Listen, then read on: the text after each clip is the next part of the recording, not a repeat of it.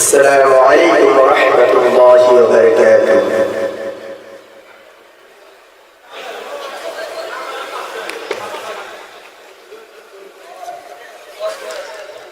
الحمد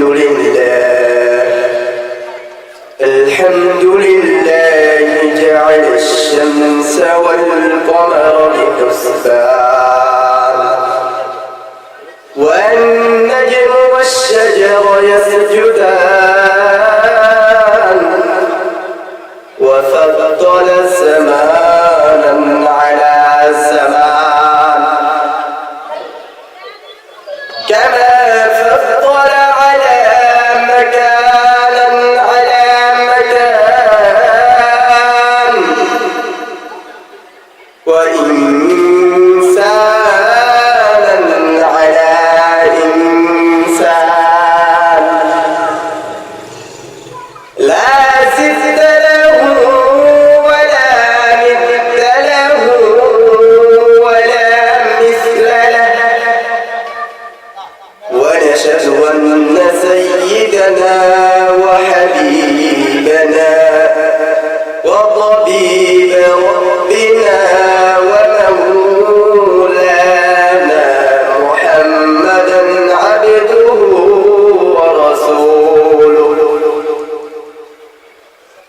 الذي أرسله بالحق بشيرا ونذيرا وداعيا إلى الله بإذنه وسراجا وقمرا منيرا أما بعد فأعوذ بالله من الشيطان الرجيم بسم الله الرحمن الرحيم وامتازوا اليوم أيها المجرمون وقال النبي صلى الله عليه وسلم طلب العلم فريضة على كل مسلم بارك الله لنا ولكم والقرآن والذكر الحكيم صدق الله مولانا العظيم وصدق رسوله النبي الأمي الكريم ونحن على ذلك من الشاهدين والشاكرين والحمد لله رب العالمين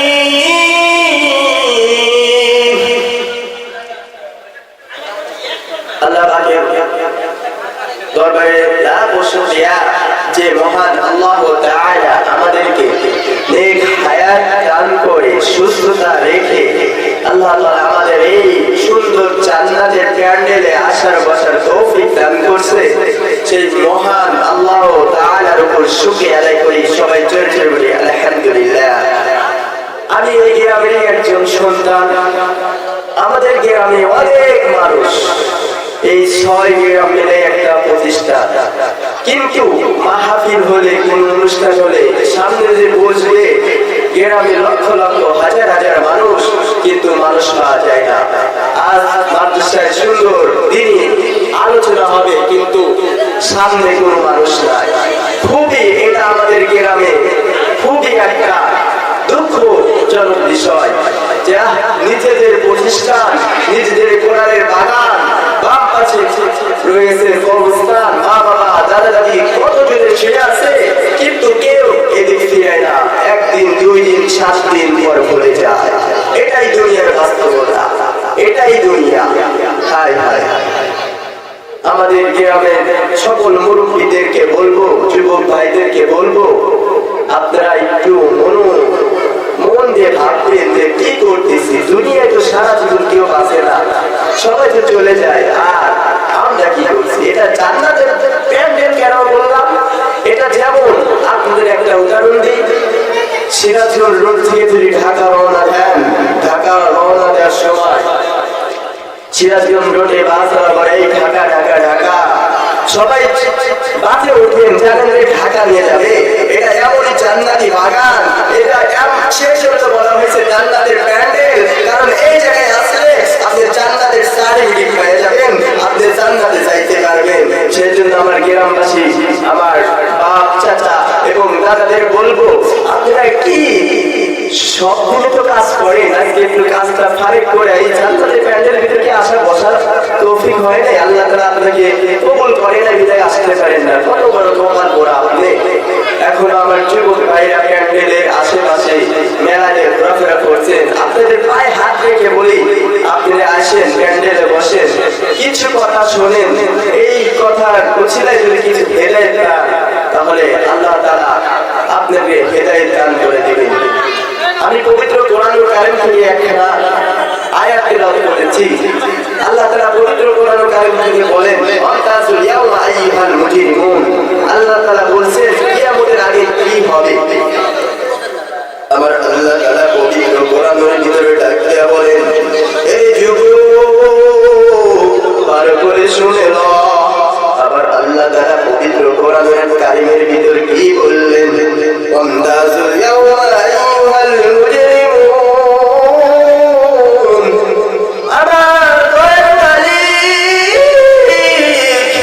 আমার দয়ার মালিক, আমার আল্লাহ তাআলা ডাক দিয়ে বলেন, হে দুনিয়ার গোলাম, হে জাহান্নামের গোলাম, হে দুনিয়ার গুনাহগার গোলাম, ভালো করে শোনো। আমার আল্লাহ তাআলা বলেন, ওয়ান্তাজুল ইয়াওমা আইয়ুহাল মুজরিমুন। আমি কিয়ামতের আসার আগে চারটা গজব দিব। এক নম্বরে ভূমিকম্প নাযিল করে দিব। আমাদের দেশে কয়েকদিন আগেই ভূমিকম্প গেল, সামান্য ভূমিকম্পটা। আর আল্লাহ তাআলা কিয়ামতের আগে যে ভূমিকম্প দিবেন, এমন ভূমিকম্প দিবেন পুরা পৃথিবী যত কিছু আছে তছনছ করে দিবেন। সেজন্য আমার আল্লাহ তাআলা বলেন, আমি কিয়ামতের আগে এত ভূমিকম্প নাযিল করে দিব। এ গুনাহগার গোলাম, ভালো করে শোনো। আমার আল্লাহ তাআলা পবিত্র কোরআনের ভিতরে কি কারণে এই আয়াত নাযিল করে বললেন, আমার আল্লাহ বলেন, আমি এক নম্বরে ভূমিকম্প নাযিল করে দিব, দুই নম্বরে আমি মানুষের চেহারা এত বিচ্ছিরি করে দিব যা দেখার মতন না। আমার আল্লাহ তাআলা মানুষকে এত সুন্দর করে বানাইলেন, এত সুন্দর করে কেন বানাইলেন জানেননি? আমার আল্লাহ তাআলা বলেন, এ যুবক, এ আমার গ্রামবাসীর মুরব্বি বাবারা, এ আমার দাদারা, ভালো করে শোনো। আমার আল্লাহ তাআলা কেন কোরআনের ভিতরে এই কথা বলেন? মানুষ কি কারণে সুন্দর? আল্লাহ তাআলা বলেন, এক স্ত্রী এবং হাজবেন্ড, তিনি বাসার ছাদের উপর দাঁড়িয়ে বলেন যে, তুমি যদি এই চাঁদের থেকে সুন্দর না হও তাহলে তুমি তালাক। স্ত্রী অবাক হয়ে গেলেন আমার স্বামীর মুখ থেকে এই কথা শুনে। স্ত্রী এখন কি ভাবনা করে গেলেন, সারা রাত ঘুমাই না, খাই না। স্ত্রী অনেক পেরেশান হয়ে বললেন, স্ত্রী এত পরিবার পেরেশানে বললেন, তা বলার মতন নাই। সকাল হইতে সেই স্বামী তালাশ করা শুরু করলো, অনেক আলেমদের কাছে গেল, অনেক আলেম ফতোয়া দিল, হে তালাক হইছে।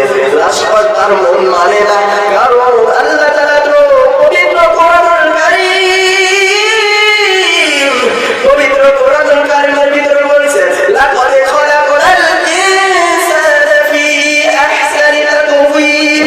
আমার দয়ার মালিক ডাক্তার বলে, আমি মানুষকে সুন্দর করে বানাইছি, যা দেখো আসমানে যা দেখো সব থেকে সুন্দর করে আমি মানুষকে বানাইছি।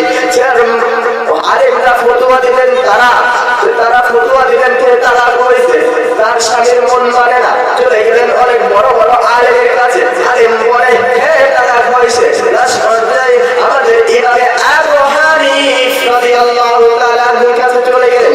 ইমামে আবু হানিফ যখন ছাত্র যখন পড়বে আইলেন তার উস্তাদের কাছে গেলেন, উস্তাদকে বললেন যে এরকম এরকম কথা, তাহলে কি আমার স্ত্রী তালাক হয়েছে? উস্তাদ বলেন হ্যাঁ তালাক হয়েছে। কিন্তু ওই আবু হানিফ আবু হানিফ রাদিয়াল্লাহু তাআলা বলে না তালাক হয় নাই। উস্তাদ একটা ধনুক মেরে দিল, তুমি কি আমার থেকে বেশি জানো? এভাবে আবু হানিফ রাদিয়াল্লাহু তাআলা কেমন ছিলেন, তার চরিত্র কেমন, তার আমল কেমন, তার পেরেশানি কেমন ছিলেন, তার মাগরিবের নামাজের সময় কাতারের সামনে কাতারে ইমামতি করার জন্য দিলে তিনি সামনে যে লাকদ খলাকাল ইনসানা ফি আহসানি তাকওয়িম, তিনি লাকদ খলাকাল ইনসানা ফি কাওয়ামাউল বায়াইন বলে। পিছন থেকে অবস্থা লোকমা দেয়, লোকমা মানে না, তিনি লোকমা মানে না। নামাজ শেষ করার পর ওস্তাদের মনে একটা রাগ হয়ে গেছে। আবু হানিফ ইমামে আবু হানিফকে ডাক দিলেন, বলেন তোমার এতবার লোকমা দিলাম, তুমি কেন মানলা না? ডাক্তার বলে হুজুর আপনারা বললেন যে মানুষ কখনো চাঁদের থেকে সুন্দর হতে পারে না, আর আমার আল্লাহ তাআলা তো পবিত্র কোরআনের ভিতর করে দেন লাকাদ খলাকাল ইনসানা ফি আহসানি তাকওয়িম, আমি মানুষকে এত সুন্দর করে বানাইছি, দুনিয়ায় যা দেখো সবই অসুন্দর, আমি মানুষকে আমি সুন্দর করে বানাইছি। আমার আল্লাহ তাআলা এত সুন্দর করে বানাইয়া কেমনে জাহান্নামে দিবে একবার মনে হয় না? ওই জাহান্নামের কথা দুনিয়ায় সামান্য সূর্য আলো তুই সহ্য করতে পারিস না রে গুনাহগার গোলাম, ওই জাহান্নামের আগুন কেমনে সহ্য করবি? জাহান্নামের আযাব কত যে ভয়ঙ্কর, একবার টেনশন করো, একবার চিন্তা করো, একবার আসমানের দিকে তাকাইয়া দেখো যে মালিক এত সুন্দর আসমান সৃষ্টি করলো, যে মালিক এত সুন্দর জমিন সৃষ্টি করলো, সে মালিক কি জান্নাত সৃষ্টি করে নাই? সে মালিক কি জাহান্নাম সৃষ্টি করে নাই? তোমার দিনে এখনো ভয় হয় না? এখনো কি জাহান্নামের কথা মনে হয় না? দেখো দেখো দেখো তোমার বাড়ির পাশে কত যুবক, কত মানুষ আজকে মারা গেল, তোমার সাথের কার বন্ধু মারা গেল, তোমার ভাই মারা গেল। এই যুবক, এই আমার চৌধুরী গ্রামবাসীর যুবক ভাইরা, আমার চরমগাছার যুবক ভাইরা, তোমার দিলে এখন একটু ভয় ভাই না? এখনো কি তোমার এই জাহান্নামের ভয় তোমার দিলের ভিতরে থাকে না? তোমার বন্ধু, তোমার দাদা, তোমার বাবা, দেখো তোমার দাদার দিকে তাকাইয়া দেখো, তোমার দাদার দিকে তাকাইয়া দেখো, তোমার দাদা তোমার বাবা তোমার মতন একদিন যুবক ছিল, আজকে তারা মৃত্যু হয়ে গেছে। কারণ দুনিয়ায় কেউ সারা জীবন যুবক থাকে না, একদিন মৃত্যু হয়ে যায়, তুমিও একদিন মৃত্যু হইবা। একবার ওই জাহান্নামের কথা মনে করো। আজ তুমি যুবকের শক্তি পায়ার যুবক, মা বাবার সাথে বেয়াদবি করো, মা বাবার সম্মান দাও না। সম্মান দিবে কিভাবে? ছোটবেলা থেকে তো মাদ্রাসায় পড়াই নাই, এলমে জিনিস শিক্ষা দেয় নাই, সন্তান বেয়াদব হবে না কেন? মা বাবার এটা ভুল ছিল, মা বাবার ভুল। সন্তানের গ্রোথ কি লাভ? ছোটবেলা যদি একটু এলেন শিখাইতো, এলেনের ভয় তার উপর থাকতো, তার ভয় থাকতো, জাহান্নামের আযাবের ভয় থাকতো, জাহান্নামের কথা মনে পড়তো যে আমার এই মা বাবাই তো দুনিয়াতে জান্নাত, আমি এই জান্নাতকে কেমনে নষ্ট করব? কিন্তু কপাল পোড়া কত মা বাবা আছে সন্তানকে এলমে দিনে শিক্ষা করায় না, বড় বড় অফিসার বানায়, চাকরিজীবী, সরকারি চাকরি, র্যাব, পুলিশ অফিসার। আমি তাদেরকে বলবো তারা একটু কাজে আসবে না। দেখেন আপনি মৃত্যুবরণ করেন, আপনার যত সম্পদ আছে দেখবেন তারা আশা আপনি মরা শেষ, ভাগ করা শেষ হয়, শেষ জানাজার নামাজও করা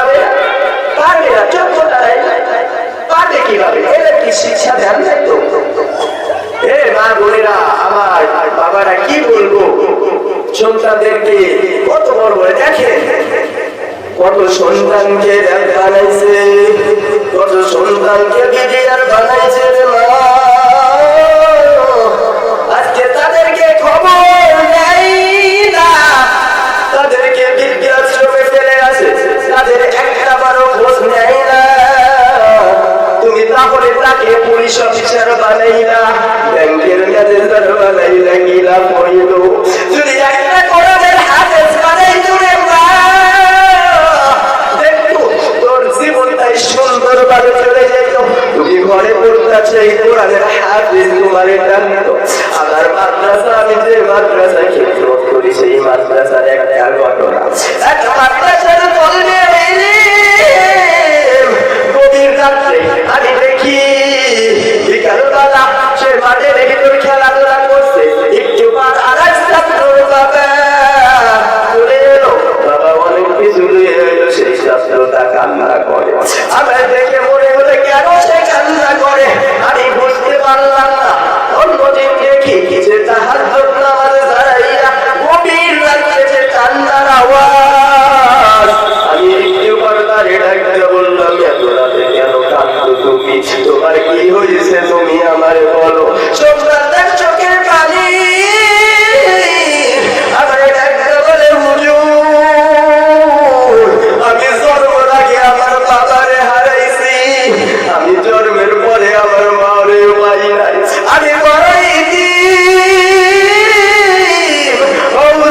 আমার চোখে পানি সেই জন্য, আমি প্রতিরাতে তাহাজ্জুদে সেই জন্য কান্না করি, আমার মা বাবার জন্য আমি দোয়া করি। আর দেখো তুমি সন্তানকে কত বড় আর্মি র‍্যাব বানাইলা, দেখো কোনদিন সন্তান দোয়া করলো কিনা মাগো।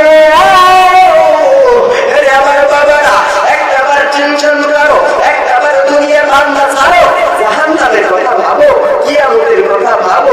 দুনিয়া কেউ সারা জীবন বাঁচে না, তুমিও বাঁচবা না, আমিও বাঁচবো না। সেই জন্য আমি তোমাদেরকে বলবো, নিজে হাফেজ হইতে পারো নাই, সন্তানকে হাফেজ বানাইতে পারিস না বাবু। এরে বাবা, সন্তানকে হাফেজ বানাইতে পারলি না, দেখো গ্রামে কে এতিম ছেলে আছে, তোমার নাতি আছে, নাতিকে তুমি কোরআনের হাফেজ বানাইয়া দাও। এদের দিকে একটু লক্ষ্য কর, এতিম ছেলে কত কষ্টই থাকে এই শীতের ভিতরে। মাদ্রাসায় দেখো কত ইতিম, চোখের পানি ভালো খাবার পাই না, ভালো ভালো পোশাক পাই না রে বাবু।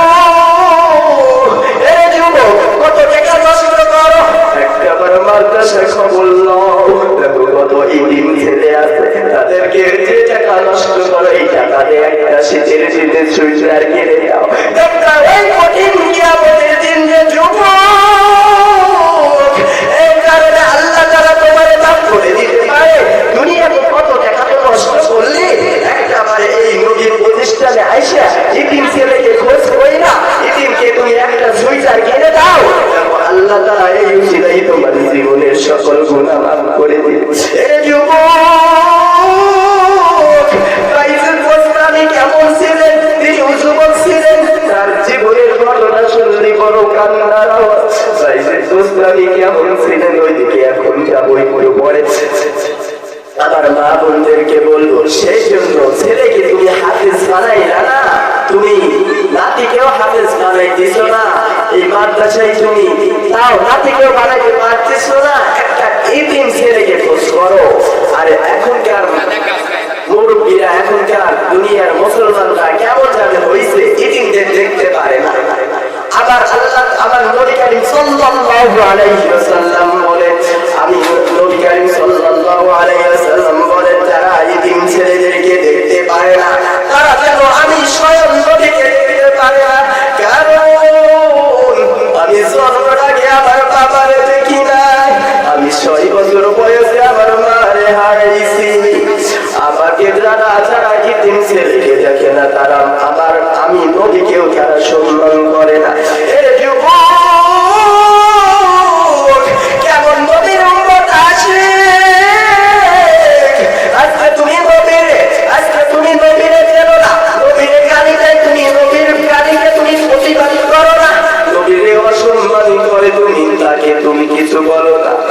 নবীর সুন্নাত তোমার ভালো লাগে না। কি কারণে ভালো লাগবে? তোমার জীবনটাই তো নষ্ট করছা, মোবাইল দেখে দেখে তোমার জীবনটাই নষ্ট করছা, তোমার কেমনে ভালো লাগবে? আমার যুবক ভাইদেরকে বলবো, আমার বৃদ্ধ বাবাদেরকে বলবো, একটা বার রাখার উদ্দেশ্য আজকে তো আপনাদের নিয়ে কিয়ামত অতি নিকট, আপনাদের কবর হাসরে কি হবে সেই উদ্দেশ্যে আমি আপনাদেরকে কিছু কথা বলতেছি।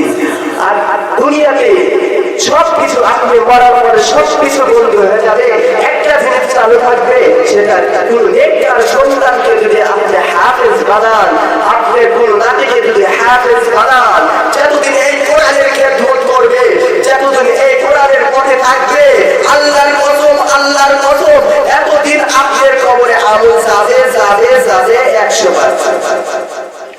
আর আজকাল মুরব্বীরা মাদ্রাসার কথা শুনলে মাদ্রাসা না ভিক্ষা করতে চায়, মাদ্রাসায় ছাত্র দেব না।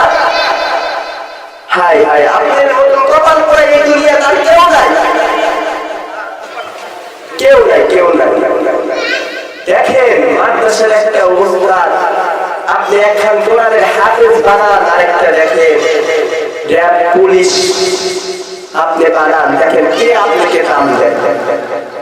দেখেন কোরবান পায়া যাবে মাগো, একটা টেনশন করো। সেই জন্য আমি তোমাদেরকে বলবো, এ মাগো এ বর্তমানের মা বাইজিদ গোস্তামির মা কেমন ছিল, তার ভিতরে কেমন আমল ছিল। তিনি 18 পারার হাফেজ ছিলেন, পেটের ভিতর 7টি সন্তান, বাইজিদ 18 পারার হাফেজ হয়ে গেলেন। তার মতন তার মার মতন কি আপনি হইতে পারছেন? বাইজিদ গোস্তামি কেমন ছিলেন? বাইজিদ গোস্তামির জীবনের ঘটনা কেমন ছিল? ওই বাইজিদ গোস্তামির যুবক তোমার মতনই যুবক ছিল। মা পানি গভীর রাত্রে পানি খাইতে চাইছে, সংসারে বলছে ও বাইজিদ আমি একটু পানি খাবো, তুমি আমাকে কি পানি খিলাতে পারো না? বাইজিদ গোস্তামি ঘরের ভিতরে চলে গেলেন, দেখেন পানি নাই। এত গভীর রাত্রে তিনি এখন কি হল করবে? মা পানি খাইতে চাইছে, সেই গভীর রাত্রে না যুবক, সেই গভীর রাত্রে বাইজিদ গোস্তামি চলে গেলেন পানিটা আসে, অনেক দূরে পানি পাইলেন, পানি নিয়ে আসলেন। আসার পর তিনি মার সামনে দাঁড়ালেন, দেখেন মা ঘুমায়। মাকে এখন কেমনে ডাক দিবে রে যুবক? মারে ডাক দিলে তো ঘুম ভেঙে যাবে, মার তো কষ্ট হবে। সেই জন্য মারে আর ডাক দিল না। সারা রাত গ্লাসটা তার হাতে ধরে রাখলো, সারা রাত জাগনা থাকলো। সকাল হইতে মা জাগনা পারে রে যুবক। মা ডাক দিয়ে বলে, এ বাইজিদ সারা রাত কি তুই ঘুমাস নাই? বাইজিদ ডাক দিয়ে বলে, ও বাবু এত কষ্ট করে 10 মাস 10 দিন পেটে রাখলাম, সামান্য পানি খাইতে চাইলাম, আমি যদি তোমারে পানি না খিলাইতে পারি আমি তোমার কেমন সন্তান হই না? আমার মতন কপাল পড়ে এই দুনিয়ায় কেউ হতে পারে না। ও মাগো আমি তোমার মনে কেমন কষ্ট দেব? বাইজিদ গোস্তামির মায়ের 2 চোখ দিয়ে পানি পড়ে, চাকরি বলে, রে বাইজিদ তুই আসলে শুনে ল, আমি তোর জন্য দোয়া করলাম, তুই বাইজিদ খালি নামে বাইজিদ হবি না। আমি আল্লাহ তাআলার কাছে দোয়া করি তোকে আল্লাহ তাআলা একদিন অনেক বড় মাপের ওলি বানাইয়া দিবে। মার মুখ থেকে বাইরে হতে দেরি রে যুবক, আল্লাহ তাআলা দোয়া কবুল করতে দেরি হয় না। কারণ মা যত কম্পিউটারের মতন কারেন্ট যেমন সুইচ দিলেই চলতে দেরি হয় না, আমার আল্লাহ তাআলা মায়ের দোয়া বাবার দোয়া একদম আরশে আজিমে যায় থাকে, বাস্তবে কোনো ভেজাল নাই। মা দোয়া করছে সন্তানের জন্য, মা দোয়া করছে কেন কবুল হইবে না? সন্তান যখন মা বাবার জন্য দোয়া করে আল্লাহ তাআলা সাথে সাথে কবুল করে নেয়। সেই জন্য বাইজিদ গোস্তামি কেমন হয়ে গেল, আজ তার জীবনটা কেমন, তার জীবন কেমন হয়ে গেল। পুরা পৃথিবী দেখেন, পুরা পৃথিবী খুঁজে বাইজিদের মতো আর পাবেন না। এত কষ্ট করে বাইজিদকে মানুষ করলো রে যুবক, এ বাচ্চা চলবে হয় একটাবার কি বাইজিদ মোক্তাদের মতন হতে পারবা না? বাইজিদ মোক্তাদের মতন পাগল কি হইতে পারবি না? মারমুন ভাইয়ের আদর কি তুই পাইবি না? মা যদি দোয়া করে আমি গ্যারান্টি দিয়ে দিলাম তুই বাইজিদের মতন হয়ে যাই। তোর জীবন বাইজিদের মতন হয়ে যাইবে, তুই আল্লাহর ওলি হয়ে যাইবি।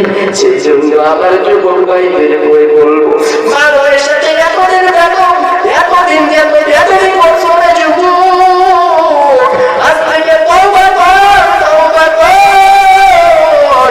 আমার দয়ার মালিক, আমার দয়ার মালিক রহমান, আমার দয়ার মালিক রহমান, আমার আল্লাহ তাআলা পবিত্র কোরআনের ভিতরে কারিমের ভিতরে ঘোষণা দিয়েছে, ইন্নাহু লাকুরআনুন কারীম।